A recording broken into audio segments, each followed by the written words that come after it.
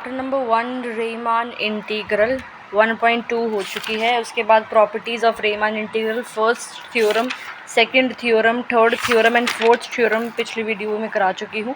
इस वीडियो में मैं बिगिन करती हूँ फिफ्थ थ्योरम, जो कि ये है। फिफ्थ थ्योरम में क्या बोला गया है कि एफ और जी दो इंटीग्रेबल फंक्शन है। ये थ्योरम सिमिलर है फोर्थ थ्योरम के। फोर्थ थ्योरम में मैंने आपको ये कराया था, लेकिन इसको बताया नहीं था कैसे करना है, क्योंकि बहुत सिंपल है। इसमें मैं बता देती हूँ। ये वीडियो से आपका fifth theorem and fourth theorem जो है प्रॉपर क्लियर हो जाएगी। तो एक बार फिफ्थ थ्योरम की वीडियो देख लेना, फिर फोर्थ की देख लेना, या वाइस वर्सा, दोनों समझ में आ जाएगी। सिमिलर पैटर्न पे चलेंगे दोनों थ्योरम आपकी। ये एफ और जी आपको दो इंटीग्रेबल फंक्शन दे रखे हैं इस इंटरवल में, और ये दे रखा है कि एक capital M greater than zero exist करेगा सच दैट ये सिचुएशन फुलफिल हो रही है फॉर ऑल एक्स। तो ये एक्स है, for all of X belonging to this interval. तो हमें शो करना है कि एफ बाई जी है वो इस इंटरवल पे इंटीग्रेबल है। तो सबसे पहले एफ और जी, अगर आपको दो इंटीग्रेबल फंक्शंस दे रखे हैं इस इंटरवल में, तो सिंपल सी बात ये है कि एफ और जी दोनों बाउंडेड फंक्शन हो गए इस इंटरवल पे।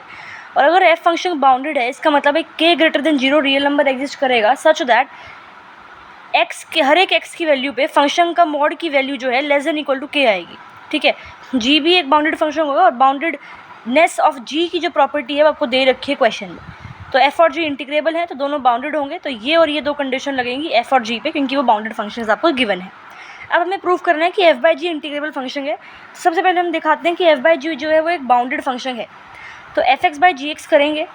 अब f x is less than k equal to k, and g x जो है it is greater than equal to m, right.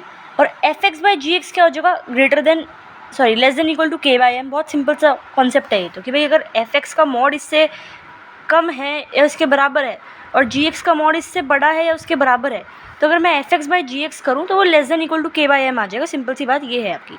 तो एफ बाई जी क्या हो गया, बाउंडेड हो गया। अब दिखाना है कि एफ बाई जी जो है वो इंटीग्रेबल है, यानी कि एफ बाई जी को इंटीग्रेबल दिखाने के लिए मैं दिखाऊंगी कि जो आपका अपर सम है एफ बाई जी का minus lower sum of F by G less than epsilon है। ये प्रूफ करना होता है इंटीग्रेबल दिखाने के लिए।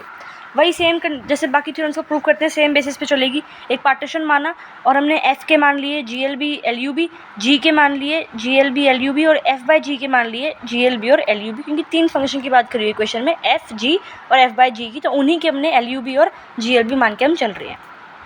सिमिलर पैटर्न पे जैसे हमने थ्योरम 4 करा था, हमने इस आरथ इंटरवल से दो एलिमेंट उठा लिए, एक्स डैश और एक्स डबल डैश।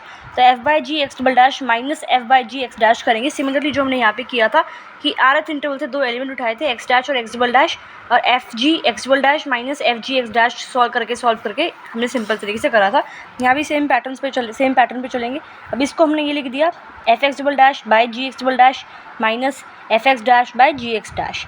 एलसीएम ले लिया, एलसीएम लेके हमने ये ऐड और सब्ट्रैक्ट कर दिया। ठीक है, और इन दोनों पहली दो टर्म्स में से जी एक्स डैश कॉमन ले लिया, ये अंदर बच गया। थर्ड और फोर्थ टर्म में से एफ एक्स डैश कॉमन ले लिया, ये अंदर बच गया, डिवाइड बाई ये कर दिया। अब ये मॉडुलस पूरे में है, मॉडुलस को सेपरेट करेंगे तो मॉडुलस की प्रॉपर्टी है लेस देन इक्वल टू आ जाएगा।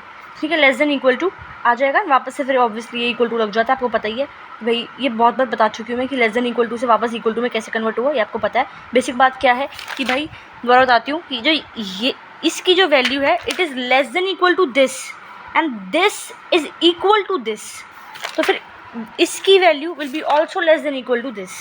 अब समझ में आया? इस इक्वल टू का मतलब ये नहीं है कि इसकी जो वैल्यू है वो इसके बराबर है। इस इक्वल टू का मतलब ये है कि इसकी वैल्यू जो है वो इसके बराबर है। ठीक है, हाँ। तो बेसिकली इसमें क्या करा है, अब इसको सेपरेट कर लिया, इस पूरे के साथ ये लगा दिया, और इस पूरे के साथ ये दो जगह सेपरेट हो गया।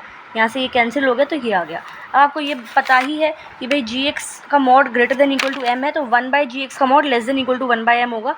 तो ये हमने यहाँ फॉर ऑल एक्स है, और ये लिख रखा है ना फॉर ऑल एक्स, तो एक्स की जगह अगर एक्स डबल डैश है या एक्स डैश है तो एक ही बात है। ठीक है, तो इसकी जगह हमने लेस देन इक्वल टू लगाया, अभी दे रखा है लेस देन इक्वल टू, तो ये किससे लेस देन इक्वल टू है, वन बाई एम से, तो ये वन बाई एम आ गया इसकी जगह। सिमिलरली ये जो चीज़ है f x double dash for all x, तो f x double dash less than equal to k है, तो इसलिए यहाँ पे ये आ गया। और ये के यहाँ पे आपके इसके जो है एफ एक्स के क्या ले लिए हमने, एल यू बी और जी एल बी ले लिए, और इसलिए हमने ये चीज़ ऐसे लिख दी। सिमिलरली ये हमने करा, समझ में आया? इस चीज़ से ये चीज़ कहाँ से आई, एक तो ये वाली कंडीशन यूज़ करके, एक ये वाली कंडीशन यूज़ करके, और बाकी ये जी एल बी और एल यू बी की वैल्यूज़ पुट करके हमारे पास ये आ गया सिंपल तरीके से। सिमिलरली जो ये है इसमें भी हमने यहाँ से वैल्यूज़ उठाई हैं, ये L U B G L B की, और इसको हमने इस तरह से जो है बेसिकली लिख दिया है। ठीक है।